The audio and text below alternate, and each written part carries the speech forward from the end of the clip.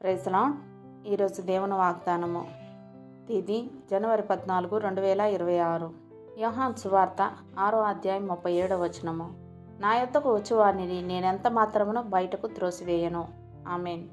యేసు ప్రభు దగ్గరికి వచ్చిన వారిని తోసేసిన సంఘటన ఏదైనా ఉందా?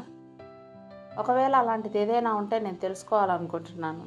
కానీ అటువంటి సంఘటన ఇంతవరకు జరగలేదు, భవిష్యత్తులో జరగదు కూడా. నశించిపోయి నరకంలో ఉన్న ఏ ఆత్మ కూడా నేను యేసు ప్రభు దగ్గరికి వెళ్ళాను కానీ ఆయన నన్ను తోసేశాడని చెప్పలేరు. నీ విషయంలో కానీ నా విషయంలో కానీ యేసుక్రీస్తు తన వాగ్దానాన్ని భంగపరచడం అనేది అసాధ్యం. ఆయన నిన్ను తోసేస్తాడేమోనన్న ఆలోచన కూడా నీ మనసులోకి రానియద్దు. మనలో చాలామంది ప్రభు దగ్గరికి తరచుగా వెళ్తుంటారు, వస్తుంటారు. కొంతమంది అయితే అసలు ఎప్పుడు ప్రభు దగ్గరికి వెళ్ళి ఉండరు.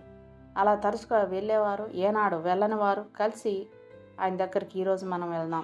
ఎవరి ముఖం మీదైనా ఆయన తన కృపా ద్వారాలను మూసేస్తాడేమో చూద్దాం. ఈ మనుషుడు పాపలను చేర్చుకుంటాడు, అయితే ఎవరిని తోసేయడు. బలహీనతతో, పాపంతో, అల్ప విశ్వాసంతో, అజ్ఞానంతో, నిరీక్షణ లేకుండా మనం ప్రభు దగ్గరకు వచ్చినప్పుడు ఆయన మనల్ని తోసేయడు. తెలిసి తెలియని ప్రార్థనతో, సరైన పశ్చాత్తాపం లేకుండా ఆయన స్థాయికి ఏమాత్రం సరిపోని స్థుతులతో ఆయన వద్దకు వెళ్తాం. అయినప్పటికీ ఆయన మనల్ని చేర్చుకుంటాడు.